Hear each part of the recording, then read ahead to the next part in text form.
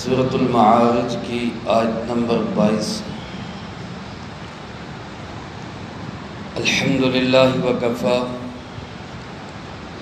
والسلام علی عبادہ الذین اصطفی، خصوصاً علی سید الرسل وخاتم الانبیاء وعلی آلہ واصحابہ الاتقیاء۔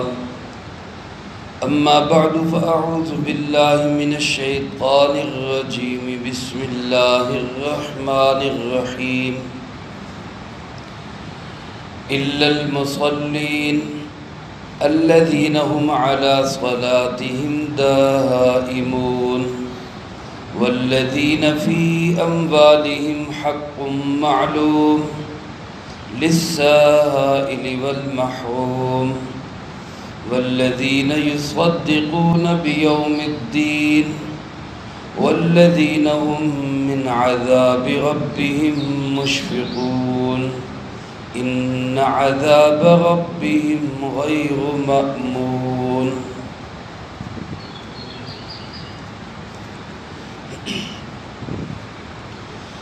اس سے پہلی آیات مبارکہ میں اللہ رب العالمین نے آخرت کے حالات کو بیان کرتے ہوئے یہ بات ارشاد فرمائی کہ انسان اپنی فطرت اور جبلت کے لحاظ سے کم ہمت پیدا کیا گیا ہے، یعنی جس طرح اللہ پاک نے اس کے اندر بہادری کی، سخاوت کی، شجاعت کی صفات رکھی ہیں، اسی طرح اللہ پاک نے اس کے اندر بزدلی بھی رکھی ہے، کم ہمتی بھی رکھی ہے، لالچ بھی رکھا ہے۔ انسان اپنی اچھی صفات کو استعمال کرنے کی بجائے زیادہ تر اپنی بری صفات اور بری عادتوں کو استعمال میں لاتا ہے۔ خاص طور پہ فرمایا کہ یہ انسان حلول پیدا کیا گیا ہے، جس کا معنی کنجوس بھی ہے، جس کا معنی کم ہمت بھی ہے، جس کا معنی لالچی بھی ہے۔ لیکن اس بری عادت سے بچے ہوئے کون لوگ ہیں؟ فرمایا اس کا نتیجہ تو یوں ظاہر ہوتا ہے کہ جب اس کو کوئی تکلیف پہنچتی ہے تو پھر یہ انسان بڑی بے صبری کا مظاہرہ کرتا ہے، گلے شکوے کرتا ہے، اور جب اس کو خیر پہنچتی ہے، اچھے حالات سے تونگری ملتی ہے، تو پھر یہ انسان اللہ کی دی ہوئی نعمتوں کو بانٹنے کی بجائے ان پہ سانپ بن کے بیٹھ جاتا ہے۔ ایسی عادات سے بچے ہوئے لوگ کون ہیں؟ ان کی 8 صفات اگلی آیات میں اللہ پاک نے ارشاد فرمائی کہ جو جبلت کے اعتبار سے، فطرت کے اعتبار سے علو پیدا ہونے کے باوجود اپنی ان گندی عادتوں کو چھوڑ کر صحیح عادتوں پہ آ جاتے ہیں، وہ انسان کون سے انسان ہیں؟ اللہ پاک فرماتے ہیں وہ انسان ہیں جن کے اندر یہ 8 قسم کی صفات ہوں۔ پہلی صفت کیا ہے؟ فرمایا الا المصلین، سوائے ان کے جو نماز پڑھنے والے ہیں۔ مصلی صلاۃ سے ہے، جس کا معنی ہے نمازی، نماز پڑھنے والا۔ لیکن اللہ پاک نے نماز پڑھنے والے کن کو فرمایا؟ فرمایا الذین هم علی صلاتهم دائمون، نمازی وہ ہیں جو اپنی نمازوں پر پابندی کرتے۔ دائم کا معنی ہمیشگی، مسلسل، یہ نہیں کہ کبھی پڑھ لی کبھی چھوڑ دی، کبھی حالات آئے پریشانی کے تو پھر تو ایسا ہو گیا کہ نوافل بھی پڑھ رہے، تہجد میں بھی اٹھ رہے اور بڑی لجاجت کے ساتھ نمازوں کو بھی پورا کر رہے، لیکن جب اچھے حالات آئے اور پھر نمازیں چھوٹ گئی، خوشی کے لمحات میں اللہ کو یاد کرنا ہی چھوڑ دیا، اللہ رب العالمین کی نگاہ میں ایسا شخص نمازی نہیں ہے، یہ مصلی نہیں ہے، صلاۃ والا نہیں ہے، کبھی پڑھ لی کبھی چھوڑ دی۔ اللہ پاک فرماتے وہ لوگ ہیں جو اپنی نمازوں کو پابندی کے ساتھ پڑھتے ہیں، اور بعض علماء نے دائمون کا معنی لکھا ہے، وہ لوگ ہیں کہ جو اپنی نمازوں کا اہتمام کرتے ہیں۔ نماز کا اہتمام کیا ہے؟ کہ نماز کی وقت سے پہلے تیاری ہو۔ بعض بزرگوں کے متعلق آتا ہے کہ وہ اذان سے بھی پہلے نماز کی تیاری شروع کر دیتے، اور اذان یا راستے میں سنتے مسجد کی طرف جاتے ہوئے، یا اکثر کو اذان اس طرح ہوتی کہ وہ مسجد میں پہنچ چکے ہوتے پھر اذان ہوتی۔ یہ ہے نماز کا اہتمام، پابندی۔ لیکن آ کے پڑھ لی یہ بھی بہت بڑی بات ہے، فرائض ادا ہو جائیں گے، لیکن میرے عزیز دوستو، نماز پہ جتنے وعدے ہیں، نماز پہ رزق کا وعدہ ہے، نماز پہ عذاب قبر سے حفاظت کا وعدہ ہے، اعمال ناموں کی تقسیم میں دائیں ہاتھ میں ملنے کا وعدہ ہے، بغیر حساب کتاب کے جنت میں جانے کا وعدہ ہے۔ یہ سارے وعدے نماز کے اہتمام کے ساتھ جڑے ہوئے، پابندی ہو اور وقت سے پہلے نماز کی تیاری ہو۔ یہ نہیں کہ نماز ہمارا انتظار کرے، بلکہ ہم نماز کا انتظار کریں۔ ایسے لوگوں کو اللہ پاک نے فرمایا کہ یہ ہے نمازی، اور ایسے نمازیوں کے متعلق فرمایا یہ وہ لوگ ہیں کہ جو مصیبت کے وقت ناشکری نہیں کرتے اور راحت کے وقت غرور اور تکبر نہیں کرتے۔ جب آدمی نماز پڑھتا ہے تو نماز کی وجہ سے اس میں اچھی عادات پیدا ہوتی ہیں اور بری عادات اس سے چھٹتی چلی جاتی ہیں۔ اس لیے میرے عزیز دوستو، نماز کی پابندی اور نماز کا اہتمام یہ بہت ضروری ہے۔ دوسری صفت اللہ پاک نے ارشاد فرمائی، والذین فی اموالہم حق معلوم، یہ وہ لوگ ہیں کہ جن کے مالوں کے اندر ایک مقرر حق ہے، للسائل والمحروم، سائل کا بھی اور محروم کا بھی۔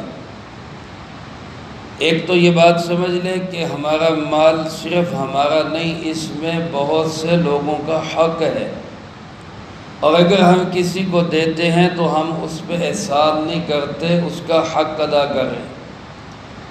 حق کن کن کا ہے؟ دو لوگ اللہ پاک نے یہاں بیان فرمائے۔ ایک فرمایا للسائل، سائل کا حق ہے، سائل کا معنی سوال کرنے والا، مانگنے والا، اور ایک فرمایا محروم کا حق ہے۔ سائل کون ہے اور محروم کون ہے؟ مفسرین کرام رحمہم اللہ فرماتے سائل سے مراد بیوی بچے ہیں، کیونکہ وہ عام طور پہ اپنا حق مانگ لیتے، یہ ہمارا حق ہے، یہ ہمیں ادا کیا جائے۔ اور محروم سے مراد بہن، بھائی، والدین، عزیز و اقارب ہیں، وہ عام طور پہ اپنا حق مانگ بھی نہیں سکتے، لیکن ان کا حق ہوتا ہے مال کے اندر۔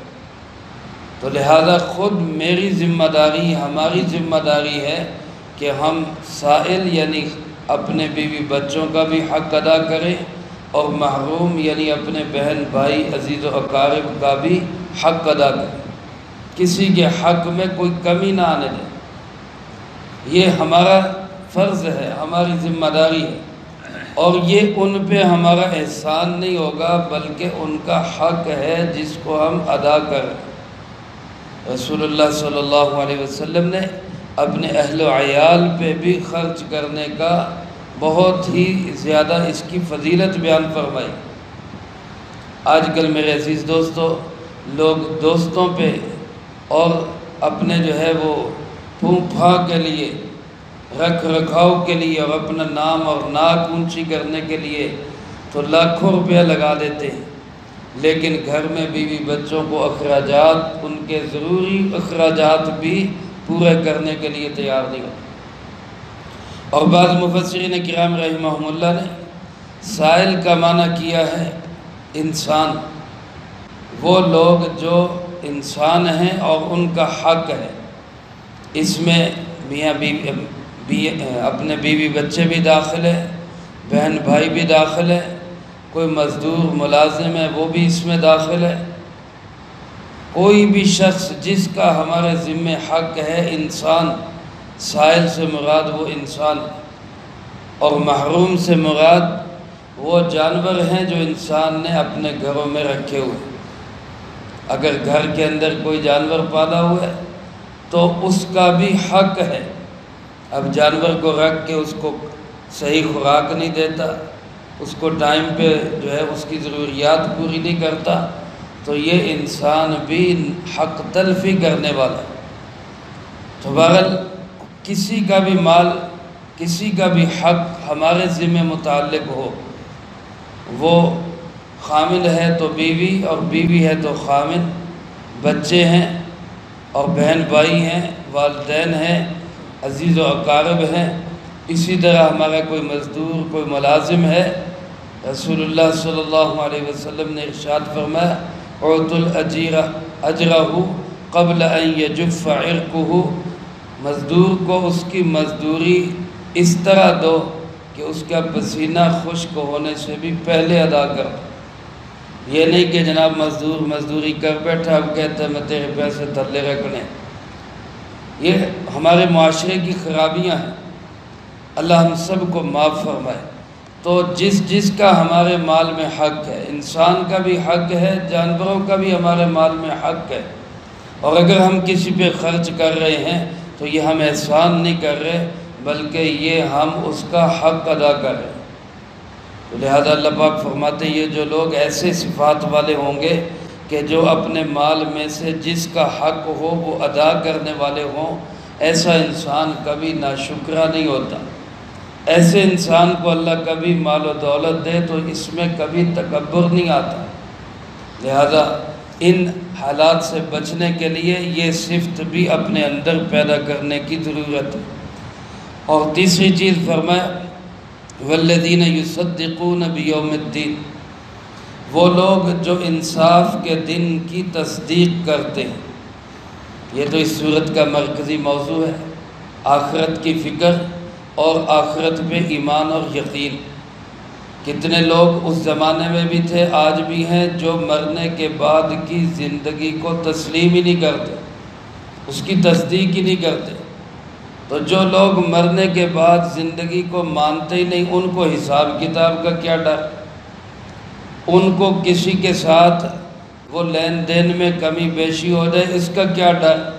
وہ تو کہے گا جس کا حق میں مار سکتا ہوں مار لوں، مجھے کس نے پوچھنا۔ اس لیے فرمایا کہ وہ لوگ جو آخرت کی تصدیق کرتے ہیں، انصاف کے دن کو مانتے ہیں، تسلیم کرتے ہیں، ظاہر ہے جب اس کی تصدیق کرے گا، مانے گا، تسلیم کرے گا تو پھر آخرت کی تیاری بھی کرے گا۔ تو جس شخص میں آخرت کا ڈر اور خوف ہوگا وہ کبھی بھی ایسا نہیں ہوگا کہ وہ مال کے کم ہونے پہ، مصیبت کے آنے پہ ناشکری کرے اور اچھے حالات میں وہ تکبر کرے اور ناز کرے، اس کے اندر یہ چیزیں پیدا نہیں ہوں گی۔ اس لیے فرمایا تیسری صفت یہ کہ وہ آخرت پہ، روز جزا پہ، انصاف کے دن پہ ایمان رکھتے۔ اور چوتھی صفت یہ کہ والذین هم من عذاب ربهم مشفقون، یہ وہ لوگ ہیں جو اپنے رب کے عذاب سے ڈرتے رہتے، رب کے عذاب سے خوف زدہ رہتے ہیں۔ اور فرمایا ان عذاب ربهم غیر مأمون، کوئی شک نہیں کہ ان کے رب کا عذاب چیز ہی ایسی ہے کہ اس سے بے خوف نہ رہا جائے۔ اللہ کے عذاب سے، اللہ کی گرفت اور پکڑ سے بے خوف ہونا، یہ بھی انسان کی بہت بڑی ایک بری عادت ہے۔ جس انسان کو کوئی ڈر اور خوف نہیں ہے اللہ رب العالمین کا، وہ کبھی بھی کسی کا حق ادا نہیں کر سکتا۔ کہتے ہیں نا کہ اللہ پاک دو خوف یا دو امن کسی بھی انسان میں جمع نہیں کرتے۔ اگر وہ دنیا کے اندر خوف زدہ رہتا ہے یعنی اللہ سے ڈرتا ہے، تو آخرت کے اندر اللہ اس کو امن و سکون عطا کرے گا۔ اگر وہ دنیا کے اندر اللہ سے امن میں رہتا ہے، کوئی ڈر نہیں، کوئی پرواہ نہیں، کوئی فکر نہیں، تو پھر آخرت کے اندر وہ اللہ کے عذاب کی گرفت میں ہوگا۔ اس لیے میرے عزیز دوستو، عذاب خدا بندی، اللہ کی پکڑ ایسی چیز ہے، قہر الہی ایسی چیز ہے کہ جس سے انسان بے خوف نہیں ہو سکتا، جس سے انسان امن والا نہیں ہو سکتا۔ ہر وقت ڈرتے رہنا چاہیے کہ نہ معلوم کس بول پہ، کس عمل پہ پکڑ آ جائے اور پھر میرے حالات بد سے بدترین ہو جائیں۔ اس لیے فرمایا جو لوگ اللہ کے عذاب سے ڈرتے رہیں گے ان کے اندر یہ گندی عادت پیدا نہیں ہوگی کہ وہ مصیبت میں جزا فضا کریں، بے صبری کریں اور اچھے حالات میں وہ تکبر کریں۔ یہ ڈرنے والے اپنے اندر یہ صفت نہیں آنے دیں۔ تو یہ 4 صفات آج کے درس میں بیان ہوئی، اگلی 4 صفات انشاءاللہ اگلے درس میں آئیں گی۔ ان میں پہلی صفت یہ ہے کہ نماز کی پابندی، ارادہ بھی کریں، نیت بھی کریں کہ انشاءاللہ ہم نماز کی پابندی کریں گے، اور اللہ سے دعا بھی کرتے رہیں اللہ ہمیں نماز کا پابند بنائے۔ اور دوسری صفت یہ کہ اپنے مال میں جس کا حق ہے وہ ہم خوش دلی سے ادا کریں، احسان سمجھ کر نہیں، یہ سمجھ کے کہ میں اپنا فرض ادا کر رہا ہوں۔ اور تیسری صفت یہ کہ آخرت کے دن کی، انصاف کے دن کی تصدیق، آخرت کو یاد رکھیں۔ اور چوتھا یہ کہ اللہ کے عذاب سے بے فکر نہ ہو جائیں، ہر وقت اللہ کے عذاب سے اور پکڑ سے ڈرتے رہیں۔ اللہ پاک یہ 4 صفات مجھے بھی، آپ سب کو بھی اور ہر سننے والے کو اپنے اندر پیدا کرنے کی توفیق نصیب فرمائے۔ جو کہا سنا اس کو زندگی میں لا کے دوسروں تک پہنچانے کی توفیق عطا فرمائے۔ اللہم انت السلام و منک السلام، تبارک ربنا و تعالیت یا ذی الجلال والاکرام۔ اللہم اعنا علی ذکرک و شکرک و حسن عبادتک۔ اللہم احسن عاقبتنا فی الامور کلها واجرنا من خزي الدنيا وعذاب الآخرة۔ اللهم باقية كباقية الوليد، اللهم استر عوراتنا وآمن روعاتنا، اللهم إنا نجعلك في نحورهم ونعوذ بك من شرورهم، اللهم اكفنا بحلالك عن حرامك وأغننا بفضلك عمن سواك، اللهم اكفنا كل مهم من حيث شئت ومن أين شئت، رب اغفر وارحم وأنت خير الراحمين، رب ارحمهما كما ربياني صغيرا، اللهم ربنا تقبل منا إنك أنت